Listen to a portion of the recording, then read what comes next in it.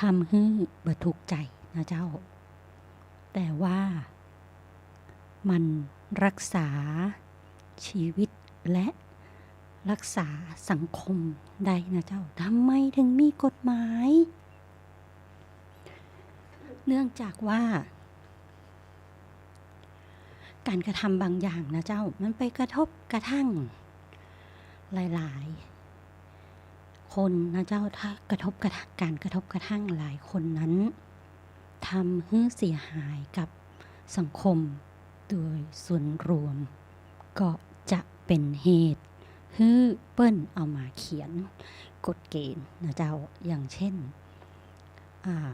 ในเรื่องของชีวิตนะเจ้าในเรื่องของร่างกายอนามัยเสรีภาพเหล่านี้นะเจ้าเป็นเรื่องของจารีตประเพณีที่สำคัญอย่างยิ่งนะเจ้ากฎหมายก็เลยเอาไปเขียนเป็นกฎเกณฑ์เพื่อดูแลหมู่เฮานะเจ้าถ้าเป็นเรื่องชีวิตร่างกายอนามัยเสรีภาพอนามัยคืออย่างสุขอนามัยนะเจ้าสาธารณสุขนะเจ้าสาธารณสถานสิ่งเหล่านี้คืออนามัยนะเจ้าชีวิตคืออย่างก็ชีวิตการเกิดขึ้นตั้งอยู่และดับไปตามพระพุทธองค์ท่านบอกไว้ชีวิตคนเรานั้นเป็นสิ่งสำคัญนะเจ้าพระพุทธองค์เปิ้นถึงบอกว่าเกิดขึ้นตั้งอยู่ดับไปเป็นการเรียนรู้ชีวิตเอาธรรมะเข้ามาสอดแทรกในชีวิตนะเจ้าแต่ด้วยสาเหตุชีวิตนี้คือบทเรียนต้องใช้ชีวิตอยู่ในกรอบของกฎเกณฑ์เพื่อที่จะบ่ได้กระทบกระทั่งซึ่งกันและกันนะเจ้าและกฎเกณฑ์เหล่านี้มันมาจากไหนนะเจ้าใครเป็นคนเขียนก็ตัวแทนของหมู่เฮานั่นเองนะเจ้าก็คือสสสวนะเจ้าแล้วก็นำเสนอขึ้นผ่านประธานรัฐสภานะเจ้าขึ้นไปให้พระมหากษัตริย์ลงพระปรมาภิไธยนะเจ้าก็ลงลายมือชื่อลงมาประกาศในราชกิจจานุเบกษาให้หมู่เฮาใจนะเจ้าเพราะฉะนั้นกฎหมายคือกฎเกณฑ์สำคัญอย่างยิ่งเพื่อให้เราอยู่ในกรอบศีลธรรมตัวศีลธรรมก็คือกฎหมายนั่นเองนะเจ้าคืออันเดียวกันแต่ว่าเราใช้ชีวิตประจำวันจนคุ้นเคยคุ้นชินกับคำว่าศีลกายมีความรู้สึกว่าศีลไม่ใช่ข้อสำคัญนะเจ้ามองว่ากฎหมายคือข้อสำคัญถ้าบาปปฏิบัติแล้วมีโทษทางกฎหมายมีโทษบังคับนะเจ้าแต่จริงๆแล้วศีลธรรมคือตัวสำคัญเลยสำคัญยิ่งกว่ากฎหมายศีลธรรมคือตัวที่เคร่งครัดที่สุดของชีวิตเราเลยนะเจ้าถ้าใครอยากรู้นะเจ้า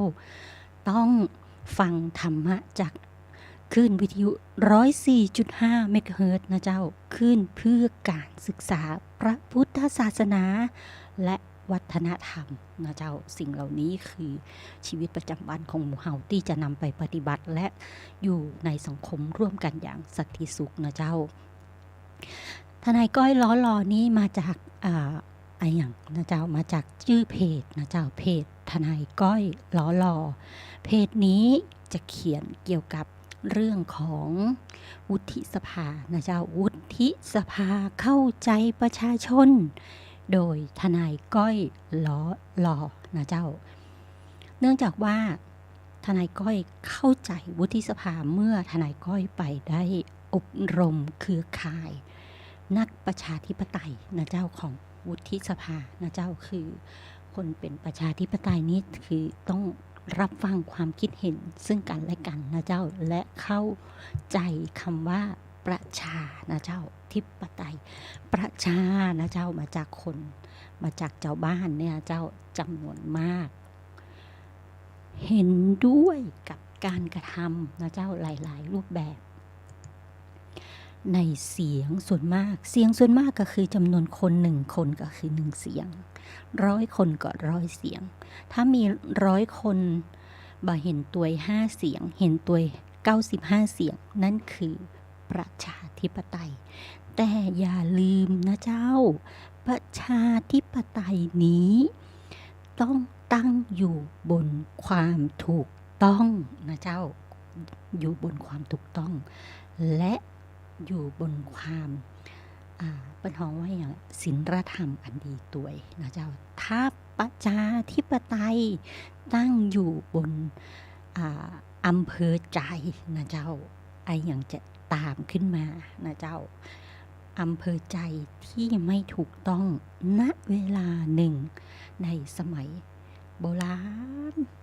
นะเจ้าโลกใบนี้นะเจ้ากรมเสียงส่วนมากประชาธิปไตย100 คน95 เสียงบอกว่าโรคแบนแม่นกว่าเจ้าสมัยโบราณนี้เปิ้นบอกว่าโรคแบนไปทางไหนก็โรคแบนติ๊กๆอะแต่มีอยู่คนนึงบอกว่าบัดใจโรคกลมคุณจะมาเถียงฉันได้ยังไงฉันเป็นนักวิทยาศาสตร์เนี่ยพิสูจน์ให้คุณเห็นได้อย่างนี้แต่ทุกคนไม่รับฟังนะเจ้ากลายเป็นว่าคนที่โลกกลมนะเป็นผีบ้านะเจ้าอุ้ยมันเป็นผีบ้าอย่าไปฟังมันเฮียนนักล้ำหูนักล้ำหูจนเป็นบ้าเพราะฉะนั้นความถูกต้องบางครั้งอาจเป็นเสียงส่วนน้อยต้องใช้เวลาพิสูจน์ต้องใช้เหตุและผลในการพิสูจน์เพราะฉะนั้นท่านมี5 เสียงท่านต้องให้เหตุผลที่ตั้งอยู่บนความถูกต้องอย่าให้เหตุผลที่ตั้งบนสภาวะอารมณ์ที่ว่ามันไม่เห็นด้วยกับกูไปอยู่กลางสนามหลวงกูอยู่ไปข้างถนนเยี่ยวประท้วงใช้สภาวะอารมณ์ตรงนั้นมาได้นะเจ้ามันจะกลายเป็นการกระตุ้นคนให้สร้างความขัดแย้งกันโดยขาดสตินะเจ้าเพราะฉะนั้นตรงนี้ทนายก้อยถึงอยากเรียนเชิญหมู่เฮานะเจ้าร่วมกันนะเจ้าออกมาใช้สิทธิ์ใช้เสียงในวันที่14นะเจ้า14 พฤษภาคม14 เดือน 5นะเจ้า2566นี้ในการเลือกตั้งอย่าบอกว่าโอ๊ยกูเบื่อการเมืองกูบ่อยากยุ่งตัวยอย่าเบื่อการเมืองนะเจ้าเมื่อไหร่ที่คุณเบื่อการเมืองปุ๊บนะเจ้าสิ่งที่ตามมามีคนตรวจสอบคนที่ทำงานให้กับประเทศไทยที่ถูกต้องตามคันลองของกฎหมายนะเจ้าเมื่อไม่มีการตรวจสอบเมื่อนั้นถามว่าประเทศล่มจมไหมนี่ตรงนี้นะเจ้าอยากเรียนเชิญหมู่เฮานะเจ้าถามว่าวุฒิสภาที่มาจากรัฐธรรมนูญ 2560 เนี่ยท่านมาเพื่อสืบทอดอำนาจหรือเปล่าตรงนี้ทนายก้อยขอเถียงเลยนะเจ้าเพราะว่ารัฐธรรมนูญเปิ้นบอกไว้ท้ายรัฐธรรมนูญเปิ้นบอกไว้ว่าสมาชิกวุฒิสภาที่ตั้งขึ้นมาครั้งเนี้ยนะเจ้าเป็นแล้วเป็นเลยเป็นแล้วมาปิ๊กมาเป็นวุฒิใหม่บ่ได้นะเจ้าเป็นได้สมัยเดียวนะเจ้าสมัยหน้าเปิ้นต้องลงนะเจ้าบ่สามารถสืบทอดตรงนั้นได้แต่ว่าเปิ้ลมาเพื่อปฏิบัติหน้าที่ตามแผนพัฒนาของประเทศชาติแผนยุทธศาสตร์นะเจ้าปฏิรูปประเทศถามว่าแผนพัฒนายุทธศาสตร์ประเทศชาตินี่มาจากไหนมันก็เหมือนแผนพัฒนายุทธศาสตร์ของหน่วยงานราชการทุกหน่วยงานนะเจ้ามันจะมีแผนพัฒนาของหน่วยงานเพื่อให้การทำงานนั้นต่อเนื่องและมีคนปฏิบัติต่อกันไปนะเจ้าบ่ใจเพื่อที่จะสืบทอดอำนาจถ้าสมมุติว่าโครงการยังเอาง่ายๆในบ้านเฮาเชียงใหม่เนี่ยนะเจ้าคุกมุ้ยหญิงนะเจ้ามีช่วงเวลาหนึ่งท่านผู้ว่าคนเดิมสมัยไหนทนายก้อยก็จำบ่ได้นะเจ้าเปิ้นได้เอาเป็นแหล่งท่องเที่ยวแต่ปัจจุบันเนี่ยบ่ใจแล้วเพราะว่ามันมีการสร้างแผนพัฒนายุทธศาสตร์ตรงนี้นะเจ้ามันก็เลยหยุดไปช่วงระยะเวลาหนึ่งในการรับนโยบายต่อกันนั่นคือวิธีการที่จะทำให้ทุกรัฐบาลนะเจ้าเข้ามาสมมุติว่ามีโครงการพัฒนาส่วนไหนก็จะสามารถสืบต่อสานต่อกันไปนะเจ้าและสมาชิกวุฒิสภาสมัยนี้มีหน้าที่ปฏิบัติตามรัฐธรรมนูญในส่วนของบทเฉพาะการของมาตรา16นะเจ้าแต่ว่าพอจบรัฐธรรมนูญ ชุดปัจจุบันเนี้ยสมัย5 ปีของสมัยนี้นะเจ้าพอจบปุ๊บต้องเป็นสมาชิกวุฒิสภาที่ได้รับคัดเลือกเข้ามาใหม่นะเจ้าชุดเดิมก็คือดรอปไปเบอร์ปิกมาแล้วเป็นแล้วขึ้นมาบ่ได้นะเจ้าและวุฒิสภาก็เข้าใจประชาชนในส่วนไหนเข้าใจถึงความเดือดร้อนของเจ้าบ้านในทุกภาคส่วนทุกภาคของประเทศนะเจ้าอย่างเมื่อกี้วันเนี้ยล่าสุดนะเจ้าในจังหวัดทางภาคอีสานนะเจ้าจังหวัดสุรินทร์นะเจ้าโดยท่านพลเอกสิงห์ศึกสิงห์ไพนะเจ้าประธานกรรมการอำนวยการสมาชิกวุฒิสภาพร้อมประชาชนนะเจ้าก็ได้ลงพื้นที่นะเจ้าช่วยเหลือเจ้าบ้านของเชียงใหม่ท่านมาลงที่สันทรายสันนมิงนะเจ้าได้ประสานหน่วยงานต่างๆแล้วของสุรินทร์นี้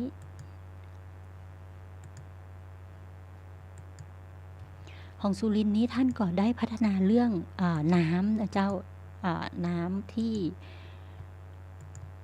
น้ำในเรื่องของบ่อจิ๋วนะเจ้าบ่อจิ๋วแนวทางผลักดันบ่อจิ๋วหลังลงพื้นที่พบตอบโจทย์ความต้องการของประชาชนนะเจ้าความต้องการของประชาชนท่านพลเอกสิงห์ศึกสิงห์ไพนะเจ้าลงพื้นที่ที่จังหวัดสุรินทร์แล้วได้นำปัญหาเรื่องนี้มาทำผลักดันบ่อจิ๋วนะเจ้าในวันที่10 เมษายนเดือนนี้ละเจ้าเวลา10 โมงครึ่งนะเจ้าท่านเป็นประธานการประชุมคณะกรรมการโครงการสมาชิกวุฒิสภาพบประชาชนในพื้นที่จังหวัดภาคตะวันออกเฉียงเหนือตอนล่างผ่านสื่ออิเล็กทรอนิกส์โดยที่ประชุมหารือเรื่องประเด็นความคิดเห็นและข้อเสนอต่างๆที่ได้จากประชุมเสวนาเรื่องแนวทางการบริหารจัดการทรัพยากรน้ำในพื้นที่ภาคตะวันออกเฉียงเหนือตอนล่างและการลงพื้นที่พบประชาชนตำบลเชื้อเพลิงนะเจ้าป่าชุมชนตาเถาหรือว่าตาเก่าทนายมาแน่ใจนะเจ้าตรงนี้ตำบลเชื้อเพลิงอำเภอปราสาทจังหวัดสุรินทร์เมื่อวันที่14 ถึง 15 มีนาเดือนที่แล้วที่ผ่านมาเนยเจ้าโดยเฉพาะอย่างยิ่งในการผลักดันบ่อจิ๋วแหล่งน้ำในไร่นานอกเขตชลประทานขนาดความจุ 1,260 ลูกบาศก์เมตรซึ่งเป็นที่ต้องการของเจ้าบ้านในพื้นที่รวมถึงแนวทางการแก้ปัญหาให้กับชุมชนตำบลเชื้อเพลิงซึ่งมีแหล่งน้ำต้นทุนในพื้นที่มีการจัดทำระบบการลักน้ำนะเจ้าและระบบท่อส่งน้ำสำหรับส่งไปให้คนในชุมชนแต่ยังไม่สามารถส่งน้ำไปถึงหมู่บ้านที่อยู่ในพื้นที่สูงได้นะเจ้าโอกาสนี้รองประธานวุฒิสภาคนที่1ยังได้มอบนโยบายขอให้คณะกรรมการงดลงพื้นที่ระหว่างเดือนเมษายนถึงพฤษภาเนื่องจากว่าจะมีการเลือกตั้งสสในวันที่14นะเจ้าเดียวกันจะเป็นว่าเอาไปช่วยปัญหาเสียงนะเจ้าตรงนั้น14 พฤษภาคม 2566และของวางแผนการลงพื้นที่ในช่วงระยะ 4-5 เดือนสุดท้ายของปลายปีนี้นะเจ้าก็ขอหมู่เฮาช่วยกันดูแลหมู่เฮากันเองนะเจ้าอย่างบ้านเฮานี้ตอนนี้ปัญหาในเรื่องฝุ่นควันฝุ่นพิษสิ่งที่เราจะช่วยกันได้นะเจ้า1เปิดละอองไอ้น้ำนะเจ้าช่วยให้อากาศความร้อนบรรเทาลงนะเจ้าแล้วก็พยายามอย่าเผานะเจ้าไม่เผางดการเผาทุกชนิดเลยเจ้าตรงนี้ช่วยกันทำให้อุณหภูมิดับลงให้ได้นะเจ้าและการแก้ปัญหานะเจ้าการแก้ปัญหาในโรคที่อุณหภูมิร้อนในปัจจุบันนี้นะเจ้าก็คือโรคฮีสโตรกนะเจ้าในหลายโรงพยาบาลนะเจ้าบอกว่ารามาจุฬาหรือว่ามชหรือว่าอย่างหลายๆที่นะเจ้ามชกสันดอกทนายเจอบทความโรคฮิสโตรกนะเจ้าในโรงพยาบาลสมเด็จพระยุพราชนะเจ้าสมเด็จพระยุพราชเดชอุดมนะเจ้าเปิ้ลบอกว่าโรคฮิสโตรกหรือโรคลมแดดนะเจ้าลมแดด จากสภาพอากาศที่มีอุณหภูมิบัดเดี๋ยวนี้มันฮีทไปถึง40กรุงเทพ50นะเจ้าเป็นไปได้งดการเปิดแอร์นะเจ้าแล้วจะทำยังไงอะมันร้อนอะเอาทำน้ำพุบนหลังคาบ้านนะเจ้าช่วยลดอุณหภูมิดูดความร้อนจากในบ้านตัวเก่าออกไปสู่ข้างนอกนะเจ้าตรงนี้แต่ว่าลดอุณหภูมิทั้งในบ้านและนอกบ้านโดยน้ำพุบนหลังคาบ้านตัวเก่านะเจ้าละอองไอ้น้ำรอบบ้านนะเจ้าตัวนี้จะทำให้อุณหภูมิภายนอกและภายในลดได้นะเจ้าแต่ว่ามันก็คงบะเปิงใจบะทันอารมณ์เต้าการเปิดแอร์นะเจ้าตรงนั้นโรคฮิสโตรกเกิดจากการที่ร่างกายของเราอยู่ในที่อุณหภูมิสูงนะเจ้าและได้รับความร้อนเกินไปทำให้การทำงานที่ผิดปกติของสมองในส่วนการควบคุมอุณหภูมิของร่างกายนะเจ้ามีอุณหภูมิร่างกายเกิน40องศาซึ่งส่งผลต่อระบบไหลเวียนโลหิตและระบบสมองนะเจ้าทนายก้อย40องศานี่องศาอะไรยังฟาเรนไฮต์หรือเซนเซียสนะเจ้าตรงนั้นสัญญาณเตือนที่สำคัญของโรคฮิสโตรกคือเหงื่อนะเจ้าไม่มีเหงื่อออกเลยและแม้จะอากาศร้อนหน้าแดงตัวร้อนจัดขึ้นเรื่อยๆนะเจ้ารู้สึกหิวน้ำขนาดเลยแล้วเมาหัวนะเจ้าปวดหัวเมาหัวขึ้นไส้หายใจบ่ออกหายใจบ่ตันนะเจ้าไข้หักไข้ก้นนะเจ้ากล้ามเนื้อนี่เก่งกล้ามเนื้อมึนงงสับสนนะเจ้าตานี่ก็ขยายตาเหลืองนะเจ้าความรู้สึกตัวลดลงถึงขนาดหมดสติได้นะเจ้าถ้าบ่ได้รับการแก้ไขอย่างถูกต้องและตันเวลานะเจ้าอาจทำให้หัวใจหยุดเต้นอย่างเช่นท่านอดีตนักการเมืองที่เพิ่งวายชนไปที่สมุทรปราการนะเจ้าที่เพิ่งพระราชทานเพลิงกันไปนะเจ้าก็สามีคุณนันทิดานะเจ้าอดีตสามีคุณนันทิดานั่นแหละเจ้าแตกต่างจากอาการเพลียแดดทั่วไปก็คือที่มีเหงื่อออกตัวนะเจ้าสำหรับผู้ที่มีความเสี่ยงในการเกิดโรคฮิสโตรกคือคนเฒ่านะเจ้าอย่างก็คนเฒ่าบัดเฒ่าพ่องก็หูมันหูไปนะเจ้าเปิ้นมาห้องคนเฒ่าก็ได้เจ้าห้องสวสมาชิกผู้สูงวัยนะเจ้าแต่บ่ใช่สมาชิกวุฒิสภานะเจ้าตรงนั้นผู้สูงวัยละอ่อนนะเจ้าคนที่อดนอนมะค่ำเมื่อคืนนะเจ้าคนที่กินเหล้าจัดนะเจ้าทำงานอยู่ในกลางแดดร้อนจ้านะเจ้าผู้ที่เป็นโรคเรื้อรังอย่างเช่นความดันสูงนะเจ้าเบาหวานหัวใจโรคอ้วนนักกีฬาทหารที่เข้ารับการฝึกอย่างหนักนะเจ้าโดยมันมีการเตรียมสภาพร่างกายให้พร้อมที่จะไปเจอสภาพอากาศร้อนจัดสำหรับพฤติกรรมสุขภาพเพื่อป้องกันโรคฮิสโตรกคือดื่มน้ำนะเจ้า 1-2 แก้วแต่ไม่ใช่ 1-2 ขวดนะเจ้า 1-2 ขวดนี่ก็คือลิตรปลายแล้วต้องระมัดระวังกันเลยนะเจ้าตรงนั้นลิตรปลายนี่จะทำให้เป็นโรคฮิสโตรกได้คือร่างกายปรับประตันน้ำเข้าสู่ร่างกายมากเกินไปได้นะเจ้าตรงนั้นแล้วก็ในวันที่อากาศร้อนจัดนะเจ้าควรใส่เสื้อผ้าที่มีสีอ่อนนะเจ้าโปร่งและหนาน้ำหนักเบาสามารถระบายความร้อนได้ดีและป้องกันแสงแดดหากต้องอยู่สภาพอากาศร้อนหรือออกกำลังกายสภาพอากาศร้อนควรดื่มน้ำให้ได้ชั่วโมงละ1ลิตรนะเจ้าชั่วโมงละ1ลิตรนี่ใช้วิธีจิบเอานะเจ้าจิบไปเรื่อยๆนะเจ้าแม้จะบ่รู้สึกกระหายน้ำก็ตามนะเจ้าแม้ทำงานในที่ร่มก็ควรดื่มน้ำอย่างน้อยวันละ 6-8 แก้วก่อนออกจากบ้านควรใช้ครีมกันแดดนะเจ้าอย่างน้อย SPF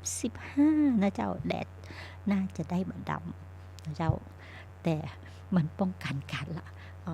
อองน้ำที่ออกจากร่างกายด้วยหลีกเลี่ยงการอยู่กลางแดดที่อากาศร้อนจัดโดยเฉพาะก่อนออกกำลังกายหรือท่ามกลางสภาพอากาศร้อนเป็นเวลามื้อนะเจ้าหลีกเลี่ยงเครื่องดื่มที่แอลกอฮอล์และยาเสพติดทุกชนิด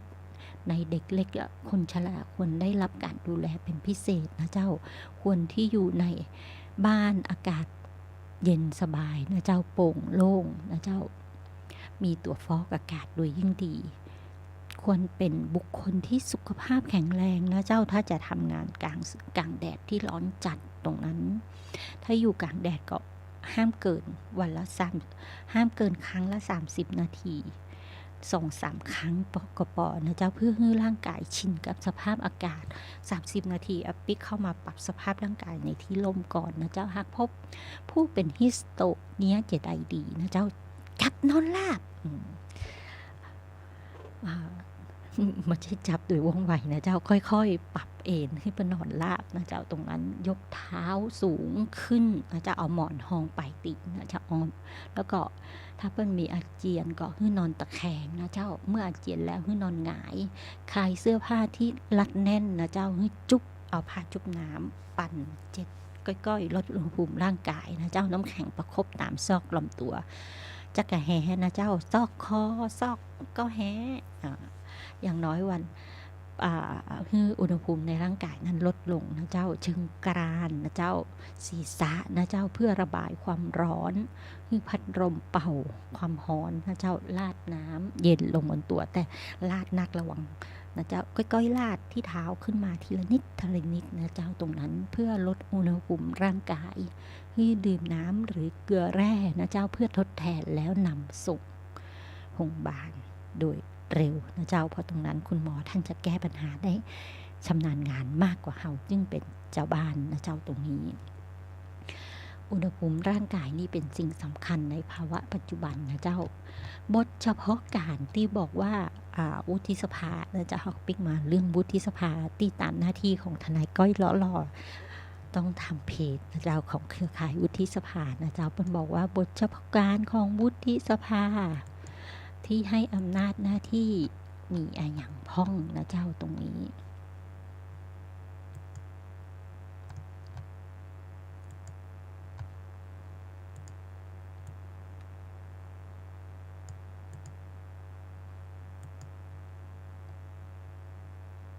วุฒิสภาตามบทเฉพาะการเป็นเพื่อทำหน้าที่ในการขับเคลื่อนการปฏิรูปประเทศในด้านต่างๆโดยเฉพาะช่วงเปลี่ยนผ่านปี 2560 นะเจ้าจนถึงปี 66 นี้ปลายปีนะเจ้าทางการเมืองการปกครองตามเจตนารมณ์แล้วเปิ้นต้องการให้ดำเนินการตามยุทธศาสตร์ชาตินะเจ้ารวมทั้งการเข้าไปมีส่วนร่วมกับสสในการให้ความเห็นของการตั้งนายกนะเจ้าแต่ก่อนนี้สวมีอำนาจถอดถอนนะเจ้าปัจจุบันสวมันมีอำนาจถอดถอนนายกนะเจ้าปี 40 กับปี 50 นะเจ้าสวมันมีอำนาจถอดถอนนายกแต่มีอำนาจเสนอความเห็นในการแต่งตั้งนายกตามหน้าที่ของบทเฉพาะการนะเจ้าเป็นเพียงอำนาจและหน้าที่นะเฉพาะกิจช่วงเวลา5 ปีแรกนับแต่วันที่มีพระบรมราชองค์การแต่งตั้งสวแต่เมื่อพ้นเวลาดังกล่าวไปแล้ววุฒิสภาตามบทเฉพาะการก็จะสิ้นสุดลงพร้อมกับหน้าที่และอำนาจของวุฒิสภาตามบทเฉพาะการก็สิ้นสุดไปตัวนะเจ้าก็จะเหลือแต่บทบาทหน้าที่หลักนะเจ้าบทบาทหน้าที่หลักของรัฐธรรมนูญที่ให้ไว้ก็มีหน้าที่พิจารณาและกันกรองกฎหมายที่สสเสนอเข้าไปเป็นตัวแทนเจ้าบ้านที่เสนอเข้าไปในรัฐสภาในจำนวนสสเห็นตัวก็เสนอให้สวนะเจ้าสวก็จะพิจารณาแล้วก็ถ้าเห็นตัวก็ส่งขึ้นไปเบื้องบนนะเจ้าต่อไปตามลำดับขั้นตอนนะเจ้ารัฐธรรมนูญแห่งปี 2560 คือวุฒิสภามีหน้าที่และอำนาจทั้งการพิจารณากฎหมายร่วมกับสสในฐานะรัฐสภาและการกลั่นกรองกฎหมายที่สสได้ลงมติเห็นชอบตัวดังนี้คือพิจารณาร่างพระราชบัญญัติประกอบรัฐธรรมนูญนะเจ้าบางตัวที่รัฐธรรมนูญเปิ้นบอกว่าต้องมีและต้องมีพระราชบัญญัติประกอบนะเจ้าในการพิจารณาร่างพระราชบัญญัติประกอบรัฐธรรมนูญนั้นนะเปิ้นเขียนฮือเสนอร่างประกอบรัฐธรรมนูญต่อรัฐสภาและรัฐสภาประชุมร่วมกันเพื่อเขียนประกอบรัฐธรรมนูญให้แล้วเสร็จภายใน180 วันตั้งแต่ปี 2560 ที่สวเพิ่งเข้ามากันเนาะโดยออกเสียงคะแนนร่าง ออกเสียงลงคะแนนร่างพระราชบัญญัติประกอบรัฐธรรมนูญในวาระที่1นะเจ้าขั้นรับหลักการวาระที่2ก็เรียงตามลำดับมาตราเสียงข้างมากของรัฐสภาสำหรับการออกเสียงลงคะแนนในวาระที่3ก็ต้องมีคะแนนเสียงเห็นชอบตัวมากกว่า1 กึ่งหนึ่งนะเจ้าไม่ใช่1มากกว่ากึ่งหนึ่งของจำนวนสมาชิกของรัฐสภาทั้งหมดนะเจ้าถ้าที่ประชุมร่วมกันของรัฐสภาพิจารณาแล้วยังบัดเสร็จภายในกำหนดเวลาก็คือรัฐสภาให้ความเห็นชอบตามร่างของผู้เสนอนะเจ้าในการกันกรองร่างพระราชบัญญัตินั้นโดยทั่วไปแล้วตามมาตรา136ก็เสนอร่างพระราชบัญญัติให้เสนอต่อรองทนายก้อยสับสนนะเสนอต่อสภาผู้แทนนะเจ้าก่อนเมื่อสภาผู้แทนพิจารณาร่างพระราชบัญญัติและลงมติเห็นชอบแล้วสภาผู้แทนราษฎรเสนอร่างพระราชบัญญัตินั้นต่อวุฒิสภาโดยวุฒิสภาต้องพิจารณาร่างพระราชบัญญัติที่เสมอมานั้นนี่แล้วเสร็จภายใน60วันแต่ถ้าร่างพระราชบัญญัตินั้นเป็นร่างพระราชบัญญัติเกี่ยวด้วยเรื่องการเงินนี่สำคัญที่ทนายก็บอกว่าพวกเราต้องตามเรื่องการเมืองเพราะว่าเป็นเรื่องการเงินที่จะต้องนำงบประมาณมากระจายสู่ส่วนงานราชการในทบวงกระทรวงกรมต่างๆนั่นเองนะเจ้าถ้ามันมีเงินตัวนี้มาลงกระทรวงทบวงกรมต่างๆข้าราชการก็บ่ได้รับเงินเดือนโครงการต่างๆก็เดินบ่ได้นะเจ้าก็บ่สามารถทำงานส่งต่อกันได้ที่ทุกคนบ่นว่างบประมาณไม่มานี่คือตัวสำคัญถ้ามันมีสสวทำงานให้หมู่เฮาหรือสวทำงานไม่ได้ถูกต้องเที่ยงธรรมหรือไม่สามารถพิจารณางบผ่านออกมาจากรัฐสภาเงินเดือนของพวกข้าราชการทั้งหลายก็จะไม่ได้รับแล้วก็จะไม่มีคนทำงานให้หมู่เฮานะเจ้าบอกว่าไฟฟ้าประปานะเจ้าสาธารณูปโภคนะเจ้าโรงพยาบาลนะเจ้าตำรวจนะเจ้าตรงนี้ทหารใครจะได้เอาเงินเดือนที่ไหนมากินมาจ่ายนะเจ้าเพราะฉะนั้นประชาชนมีหน้าที่ติดตามเรื่องงานการเมืองทั้งสสสวนะเจ้าตรงนี้ต่อไปในเรื่องของราชบัญญัติเกี่ยวกับอย่างพระราชกำหนดนะเจ้าตะกี้ยังบอกหมดเลยสนะเจ้าจะต้องพิจารณางบการเงินรายจ่ายตรงนี้ภายใน105วันนะเจ้างบประมาณรายจ่ายสต้องพิจารณาภายใน105วันนับแต่วันที่พรบนะเจ้าพระราชบัญญัติดังกล่าวมาถึงสภาผู้แทนราษฎรถ้าสภาผู้แทนราษฎรพิจารณาไม่แล้วเสร็จภายในกำหนดถือว่าสเห็นตัวนะเจ้ากับร่างพระราชบัญญัตินั้นและเสนอไปยังสวนะเจ้าสวเมื่อพิจารณาแล้ววุฒิสภาต้องให้ความเห็นชอบนะเจ้าหรือมาเห็นชอบภายใน20วันนับแต่วันที่ร่างมาถึงสวนะเจ้าโดยจะแก้ไขเพิ่มเติมใดๆไม่ได้ถ้าผลกำหนด20วันนะเจ้า20วันนับแต่วันที่ร่างพระราชบัญญัตินั้นมาถึงวุฒิสภาในกรณีนี้นะเจ้ากรณีที่วุฒิสภาให้ความเห็นชอบตัวนายกนำขึ้นทุนเกล้านะเจ้าถวายเพื่อพระมหากษัตริย์รงพระปรมาภิไธยในการอนุมัติตรงหลายๆอย่างก็จะแล้วแต่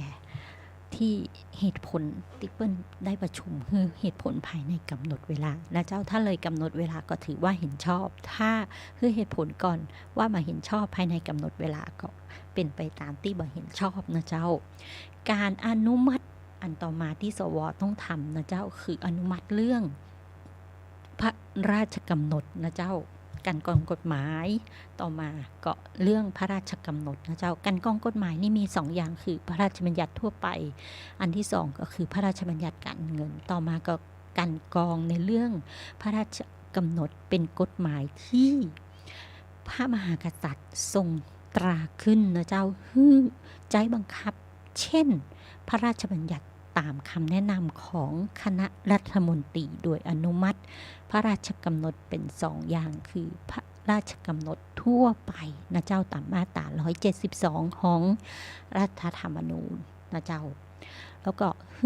ทำได้เฉพาะเมื่อคณะรัฐมนตรีเห็นว่าเป็นกรณีฉุกเฉิน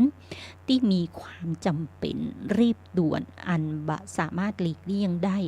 เพื่อประโยชน์ในอันที่จะรักษาความปลอดภัยของบ้านเมืองความปลอดภัยสาธารณะความมั่นคงในทางเศรษฐกิจของประเทศหรือเพื่อป้องกันภัยสาธารณะอย่างเช่นอย่างไฟไหม้นะเจ้าเพลิงไฟไหม้ลุกลามหรือภัยธรรมชาตินะเจ้าพายุนะเจ้าหรือแผ่นดินไหวอย่างรุนแรงในลักษณะเหมือนต่างประเทศที่เราไปช่วยกันนะเจ้าจัดน้องมาไปช่วยตัวนะเจ้าในลักษณะนั้น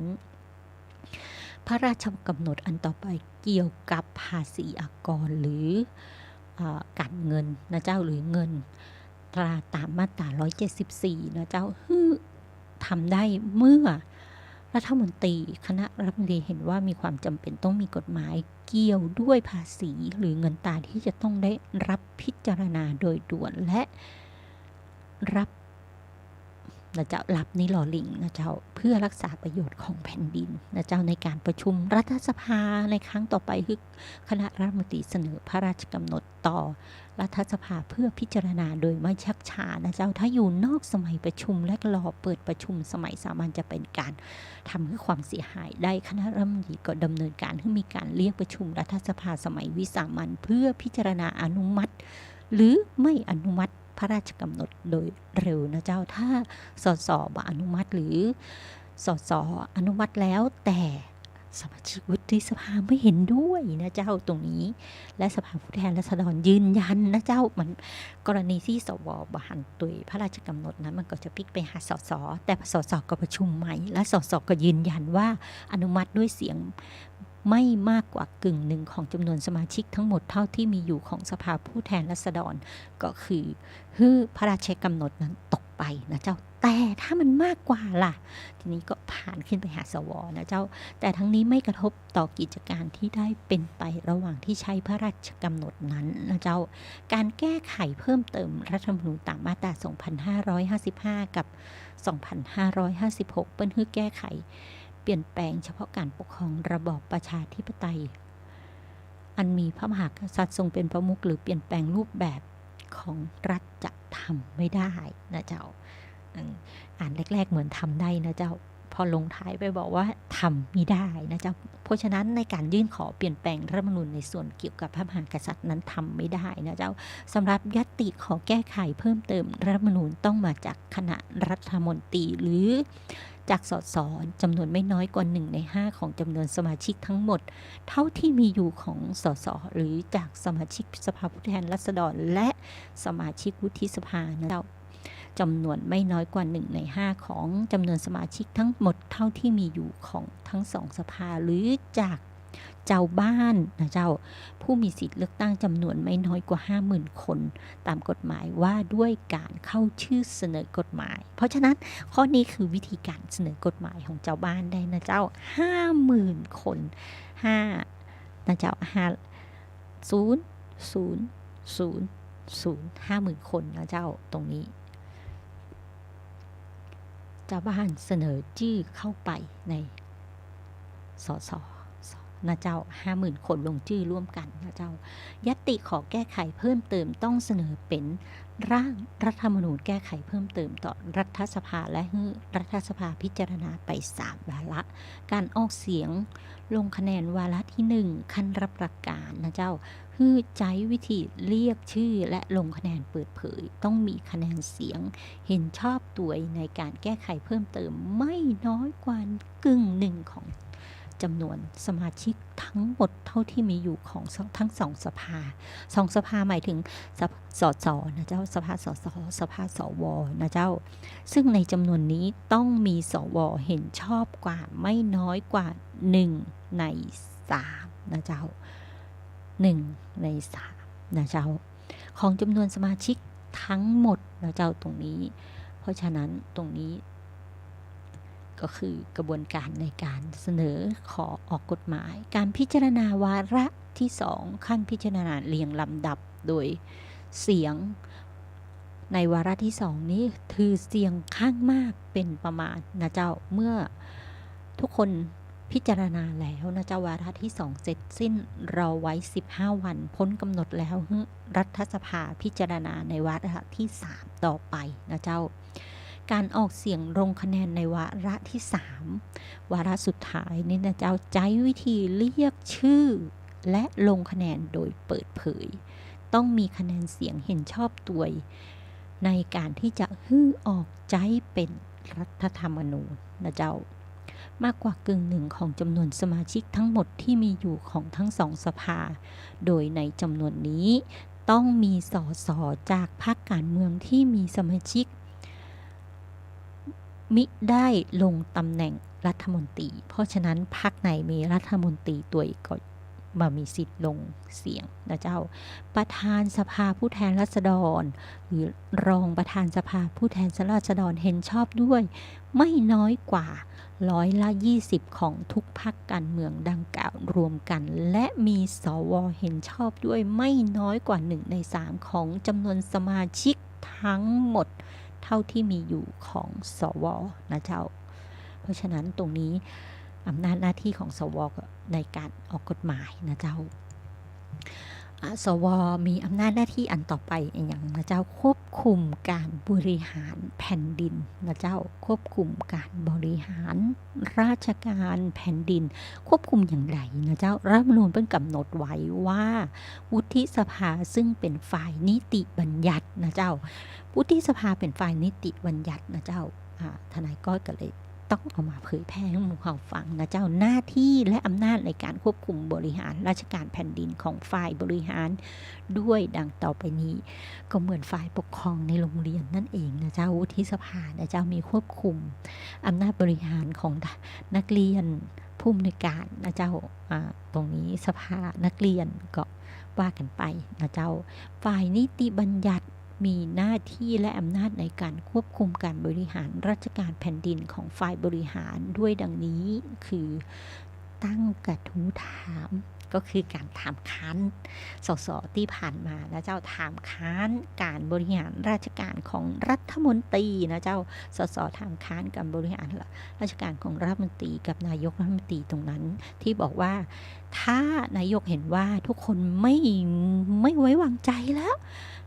ต้องการรู้ว่าประชาชนยังรักตัวเองอยู่หรือเปล่าก็จะยุบสภาและคืนอำนาจให้ประชาชนไปนั่นเองนะเจ้าแล้วก็ให้ประชาชนเป็นคนเลือกเข้ามาใหม่นะเจ้าบางท่านก็บอกว่าผมเห็นด้วยเอาลุงตู่รักลุงนะเจ้าเห็นด้วยกับการรักลุงตู่และนำลุงตู่กลับมาก็ไปใช้สิทธิ์ในวันที่14พฤษภานะเจ้าแต่บางคนบอกว่าผมไม่เห็นด้วยกับลุงผมเห็นด้วยกับเขาเรียกว่าอย่างไรวัยคนทำงานนะเจ้าห้องว่าวัยคนทำงานแล้วกันเอาคนวัย35อัพนะเจ้าจนถึง50อัพ35อัพถึง55แล้วกันนะคะไม่ให้เกินนี้มาทำงานดีกว่าเพราะวัยลุงชราไปแล้วคุณต้องเอาคนวัยนี้วัยที่ทำงานเพื่อมาบริหารจะได้รับความรู้ในแนวรุ่นใหม่นะเจ้าแล้วก็อัพการพัฒนาให้คริปโตอะไรประมาณนั้นนะเจ้าก็จะได้คริปโตกลับมานะเจ้าลุงก็บอกว่าไม่ใช่ลุงบอกว่าลุงจะเอากระเป๋าเงินนะเจ้าจัดการระบบการจัดการกระเป๋าเงินบัตรสวัสดิการแห่งรัฐไม่ใช่บัตรคนจนนะเจ้าบัตรสวัสดิการเพื่อดูแลสวัสดิการของประชาชนทั้งประเทศนโยบายไหนใครถูกใจก็ว่ากันไปนะเจ้าหรือบางคนเอานโยบายของท่านอะไรนะท่านนักการเมืองที่สืบทอดตระกูลนี้เป็นนักการเมืองตั้งแต่รุ่นพ่อรุ่นลูกนะเจ้าเอาในเรื่องภาษีนะเจ้าถ้าใครมีรายได้สมมุตินะเจ้า40,000ไม่ถึง40,000 6 เดือนเนี้ยไม่คิดภาษีเลยอะไรอย่างเงี้ยหรือถ้าเกิน 40,000 ไปเลยถึงจะเริ่มคิดภาษีในลักษณะนั้นก็ว่ากันไปนะเจ้าในระบบภาษีบางคนไม่เอาผมจะเอาระบบภาษีที่เหมือนท ทั้งยุโรปนะเจ้าระบบภาษีทั้งยุโรปที่เก็บภาษี 40% ของรายได้ 100%ใครทำได้พ้องแล้วก็เอา 40% นั้นมาเป็นสวัสดิการของประชาชนจนถึงเกิดจนถึงตายนะเจ้าในลักษณะนั้นก็ว่ากันไปนะเจ้าในนโยบายแต่ละท่านที่เสนอเข้าไปสู่พรรคแล้วก็พรรคก็นำมาเป็นนโยบายของพรรคเพื่อมาดูแลประชาชนใครชอบอันไหนก็ไปอันนั้นนะเจ้ารักใครก็ไปอันนั้นอย่าไปขัดแย้งในช่วงเวลาเริ่มต้นนะเจ้าเริ่มต้นนี้ก็ไปกันนะเจ้าเมื่อนักการเมืองไหนได้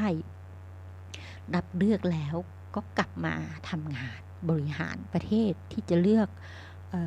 ลุงหรือเลือกคนวัยทำงานหรือเลือกคนวัยเก่งชาญฉลาดทั้งหลายเข้ามาบริหารก็แล้วแต่นะเจ้าแต่สิ่งหนึ่งที่ทนายก้อยอยากฝากไว้ก็คือขอนะคะเมื่อคุณเป็นผู้บริหารแล้วใครที่ไม่ใช่พรรคของคุณต้องดูแลด้วยนะคะประชาชนคนไหนคือประชาชนของประเทศนะคะเพราะฉะนั้นเมื่อคุณรับหน้าที่บริหารแล้วคุณต้องดูแลทุกคนไม่ใช่ว่าไอ้นี่มันไม่เลือกกูไม่ดูแลมันกันมันออกไปไล่มันออกไปอะไรอย่างประมาณนั้นนะเจ้าตรงนี้ทนายก้อยก็ขอฝากพวกเราด้วยนะเจ้าหากคุณทำอย่างนี้ได้สมัยต่อไปสมัยที่2คุณก็ได้สมัยที่3คุณก็ได้คุณก็คล่องใจจะไม่มีใครไปอยู่กลางสนามหลวงหรือใครไปอยู่ข้างฟุตบาทเพื่อถือป้ายบอกว่าผมไม่ได้รับการดูแลผมเดือดร้อนอะไรประมาณนั้นนะเจ้าตรงนี้ทนายก้อยก็อยากฝากหมู่เฮาด้วยแล้วอันต่อไปในเรื่องของวุฒิสภาที่จะต้องทำนะคือเปิดอภิปรายทั่วไปในวุฒิสภานะเจ้าเป็นหน้าที่ของวุฒิสภาเปิดอภิปรายทั่วไปในวุฒิสภาตามมาตราไหนนะเจ้าตามมาตรา153ของรัฐธรรมนูญนะเจ้าเปิ้ลบอกว่าสวจำนวนไม่น้อยกว่า1 ใน 3นะเจ้าของจำนวนสมาชิกทั้งหมดเท่าที่มีอยู่ของสวมีเข้าชื่อขอเปิดอภิปรายทั่วไปในวุฒิสภาเพื่อให้ผู้บริหารคณะรัฐมนตรีแถลงข้อเท็จจริงหรือชี้แจงปัญหาสำคัญเกี่ยวกับการบริหารราชการแผ่นดินโดยไม่มีการลงมตินะเจ้าตรงนี้สำคัญอย่างยิ่งนะเจ้าก็คือนิติบัญญัติตรวจสอบการบริหารรัฐบาลนั่นเองนะเจ้าอันต่อมาของหน้าที่ของวุฒิสภาที่จะได้ทำแฮมนะเจ้าคือเปิดอภิปรายทั่วไปในที่ประชุมรัฐสภานะเจ้าสวเข้าไปมีส่วนด้วยนะเจ้าในมาตรา155เปิ้นบอกว่ากรณีที่มีปัญหาสำคัญเกี่ยวกับความมั่นคงปลอดภัยหรือเศรษฐกิจของประเทศสมควรที่จะปรึกษาหารือร่วมกันระหว่างรัฐสภานะเจ้ารัฐสภาก็คือสวนะเจ้าและคณะรัฐมนตรีก็คือผู้บริหารนะเจ้าผู้นำฝ่ายค้านนะเจ้าในสภาผู้แทนราษฎรจะแจ้งไปยังประธานรัฐสภาขอให้มีการเปิดอภิปรายทั่วไปในที่ประชุมรัฐสภาก็ได้นะเจ้าในกรณีนี้ประธานรัฐสภาต้องดำเนินการให้มีการประชุมภายใน15 วันนะเจ้า15 วันนับแต่วันที่รับแจ้งแต่รัฐสภาจะลงมติในปัญหาที่อภิปรายบ่ได้โดยให้ประชุมลับนะเจ้าประชุมเปิดเผยบ่ได้ประชุมลับอย่างเดียวและคณะรัฐมนตรีมีหน้าที่ต้องเข้าร่วมประชุมด้วยนะเจ้าเมื่อเปิ้ลบอกว่ามีหน้าที่ตรงนี้ต้องทำนะเจ้าเพราะฉะนั้นอันต่อไปในเรื่องของวุฒิสภานะเจ้าก็มีหน้าที่ตั้งคณะกรรมาธิการตามมาตรา129นะเจ้ารัฐธรรมนูญเปิ้ลบอกว่า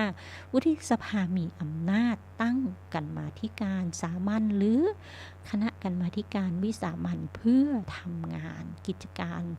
สอบหาข้อเท็จจริงหรือศึกษาเรื่องใดๆนะเจ้ารายงานผลการพิจารณาให้วุฒิสภาหูตามระยะเวลาที่วุฒิสภากำหนด การทำกิจการการสอบหาข้อเท็จจริงศึกษาเรื่องใดต้องเป็นเรื่องที่อยู่ในหน้าที่และอำนาจของสภาและหน้าที่และอำนาจตามที่กล่าวระบุไว้นะเจ้าคณะกรรมาธิการมีอำนาจเรียกเอกสารจากใครก็ได้นะเจ้าอำนาจตามกฎหมายนะเจ้าเรียกบุคคลมาแถลงข้อเท็จจริงเรียกเอกสารมาแล้วเจ้าแสดงความเห็นในกิจการที่กระทำหรือเรื่องที่พิจารณาสอบหาข้อเท็จจริงศึกษาอยู่นั้นแต่การเรียกเช่นว่านั้นไม่ให้บังคับแก่ผู้พิพากษาหรือตุลาการเพราะฉะนั้นสวมีอำนาจนิติบัญญัติแต่อำนาจนิติบัญญัติจะไปก้าวก่ายฝ่ายกระบวนการยุติธรรมบ่ได้นะเจ้ากระบวนการยุติธรรมนั้นคือผู้พิพากษาตุลาการนั่นเองนะเจ้าที่ปฏิบัติตามหน้าที่หรือใช้อำนาจในกระบวนการพิจารณาพิพากษาอัตคดีนะเจ้าหรือบริหารงานบุคคลของแต่ละศาลระเบียบของศาลสวก็ไปยุ่งบ่ได้นะเจ้าและมิให้ใช้บังคับแก่ผู้ดำรงตำแหน่งในองค์กรอิสระนะเจ้าที่เกี่ยวกับการปฏิบัติหน้าที่และอำนาจโดยตรงในแต่ละองค์กรอย่างเช่นอะไรอัยการนะเจ้ากอในรัฐธรรมนูญหรือตามพระราชบัญญัติประกอบรัฐธรรมนูญแล้วแต่กรณีกันไปนะเจ้าอันต่อมาที่สวมีหน้าที่นะเจ้าคือคำแนะนำหรือความเห็นชอบในการจะให้บุคคลดำรงตำแหน่งนะเจ้าวุฒิสภามีอำนาจหน้าที่ดังต่อไปนี้ในการดำรงตำแหน่งนะเจ้าเหลือ10 นาทีทนายก้อยเห็นพระอาจารย์ยืนอยู่หน้าจอทนายก้อยก็นึกว่าหมดเวลาทนายก้อยแล้วอย่างเจ้าเหลือ10 นาทีเรามาว่ากันต่อนะเจ้าในคำแนะนำหรือความเห็นชอบของคนที่จะดำรงตำแหน่งสำคัญดังต่อไปนี้ก็คือคนที่จะดำรงตำแหน่งตุลาการศาลรัฐธรรมนูญนะเจ้าในมาตรา100ไม่ใช่100แม่เห็นเลขตั้งหน้าเป็นเลข0ไปได้ไม่ใช่204นะเจ้าและมาตรา207นะเจ้ารัฐธรรมนูญประกอบด้วยตุลาการศาลรัฐธรรมนูญนะเจ้าศาลรัฐธรรมนูญประกอบด้วยตุลาการศาลรัฐธรรมนูญจำนวน9คนนะเจ้าศาลรัฐธรรมนูญจำนวน9คนโดยได้รับการคัดเลือกนะเจ้าคัดสรรนะเจ้าแต่งตั้งให้ดำรงตำแหน่งตุลาการศาลรัฐธรรมนูญต้องได้รับความเห็นชอบจากวุฒิสภานะเจ้าโดยคะแนนเสียงไม่น้อยกว่ากึ่งหนึ่งของจำนวนสมาชิกทั้งหมดเท่าที่มีอยู่ของวุฒิสภากรณีที่วุฒิสภาบ่ให้ความเห็นชอบนะเจ้าผู้ได้รับการคัดสรรหรือเลือกรายใดให้ดำเนินการคัดสรรคัดเลือกใหม่แทนนะเจ้าแล้วก็เสนอต่อวุฒิสภาเพื่อให้ความเห็นชอบต่อไปโดยตุลาการศาลรัฐธรรมนูญมีวาระดำรงตำแหน่ง7 ปีนะเจ้านับแต่วันที่พระมหากษัตริย์ทรงแต่งตั้งและให้ดำรงตำแหน่งเพียงวาระเดียวนะเจ้าคณะกรรมการเลือกตั้งนะเจ้าตรงนี้วุฒิสภาของมีอำนาจด้วยนะเจ้าคณะกรรมการการเลือกตั้งตามมาตรา222และ223ค่ะเลือกตั้งประกอบด้วยจำนวน7คนนะเจ้าคณะกรรมการเลือกตั้ง7คนซึ่งพระมหากษัตริย์ทรงแต่งตั้งตามคำแนะนำของวุฒิสภาจากบุคคลผู้มีความรู้ความเชี่ยวชาญในสาขาวิชาต่างๆที่ยังประโยชน์แก่การบริหารราชการเลือกตั้งให้เป็นไปโดยสุจริตและเที่ยงธรรมมีความซื่อสัตย์สุจริตเป็นที่ประจักษ์นะเจ้าเป็นที่ประจักษ์ก็คือภาษาชาวบ้านก็เป็นที่หูกันอยู่ทั่วไปนั่นเองนะเจ้าซึ่งได้รับการคัดสรรจากคณะกรรมการสรรหาจำนวน5คนและได้รับการคัดเลือกจากที่ประชุมใหญ่ศาลฎีกาจำนวน2คนโดยมีวาระในการดำรงตำแหน่ง7 ปีนะเจ้านับแต่วันที่พระมหากษัตริย์ทรงแต่งตั้งและให้ดำรงตำแหน่งได้เพียงวาระเดียวนะเจ้าผู้ตรวจการแผ่นดินล่ะสวก็มีสิทธิ์คัดสรรนะเจ้าออกความเห็นคัดสรรผู้ตรวจการแผ่นดินตามมาตรา228และ229นะเจ้าผู้ตรวจการแผ่นดินนี้มี3คนนะเจ้าซึ่งพระมหากษัตริย์ ทรงแต่งตั้งตามคำแนะนำของวุฒิสภาจากผู้ได้รับการคัดสรรจากคณะกรรมการสรรหาโดยมีวาระดำรงตำแหน่ง7 ปีนับแต่วันที่พระมหากษัตริย์ทรงแต่งตั้งและให้ดำรงตำแหน่งได้เพียงวาระเดียวนะเจ้าเป็นแล้วเป็นเลยเป็นแล้วปิกมาเป็นแฮมบะไดนะเจ้าตรงนี้ว่ากันไปนะเจ้าใครบอกว่าสืบทอดอำนาจก็ว่ากันไปนะเจ้าตรงนี้อ่านดูให้ดีก่อนที่จะไปฟังคนอื่นนะเจ้าอ่านรายละเอียดเพราะฉะนั้นทนายก็ถึงบอกว่าอยากล้อเลียนล้อลอนะเจ้าตรงนี้อันต่อไปที่สมาชิกวุฒิสภามีอำนาจช่วยเลือกนะเจ้าก็คือคณะกรรมการป้องกันและปราบปรามการทุจริตแห่งชาตินะเจ้าตามมาตรา223มาใจนะเจ้าปินกรรมนะเจ้า232นะเจ้านั้นทนายก้อยนี่ผิดพลาดจัง232และ233คณะกรรมการป้องกันการปราบปรามทุจริตแห่งชาติประกอบด้วยกรรมการจำนวน9 คนซึ่ง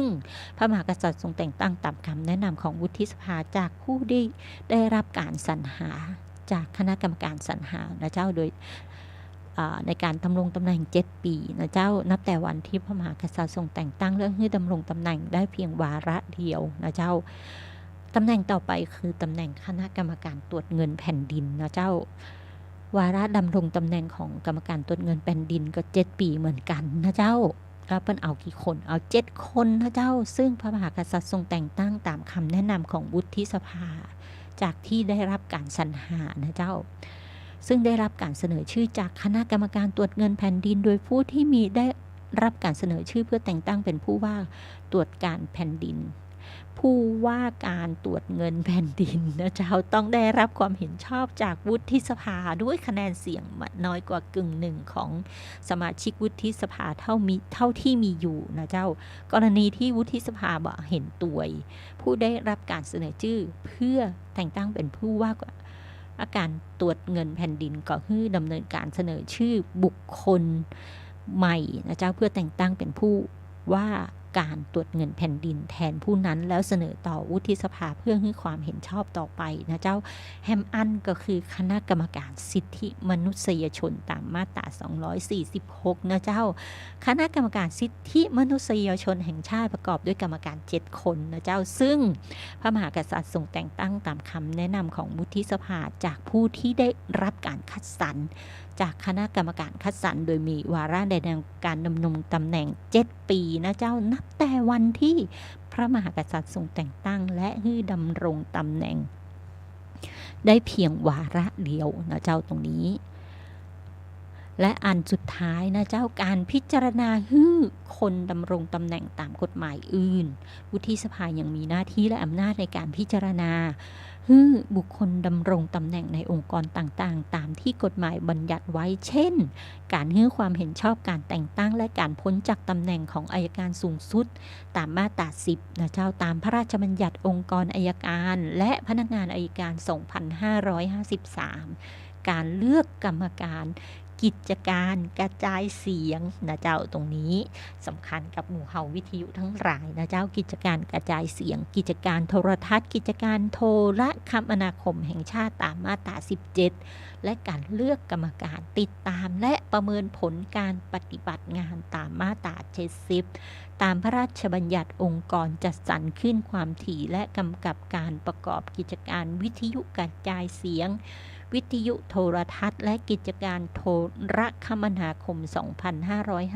2553การให้ความเห็นชอบในการแต่งตั้งและการให้พ้นจากตำแหน่งของเลขาธิการคณะกรรมการป้องกันและปราบปรามการฟอกเงินตามพระราชบัญญัติการป้องกันและปราบปรามการฟอกเงินพ.ศ. 2542มาตรา10-12เป็นต้นนะเจ้าเอาล่ะเอามาปอตอีก่อนเนาะหน้าที่ของวุฒิสภาครั้งหน้าเราจะมาดูหน้าที่และอำนาจวุฒิสภาในเรื่องอื่นๆนะเจ้าในวันเสาร์หน้านะเจ้าวันเสาร์หน้าวันที่29โดยประมาณนะเจ้า29เดือน4เมษายนนี้ปิ๊กมาพบกับทนายก้อยรอกันนะเจ้าวันนี้ทนายก้อยต้องขอกราบลาและนมัสการทุกท่านค่ะ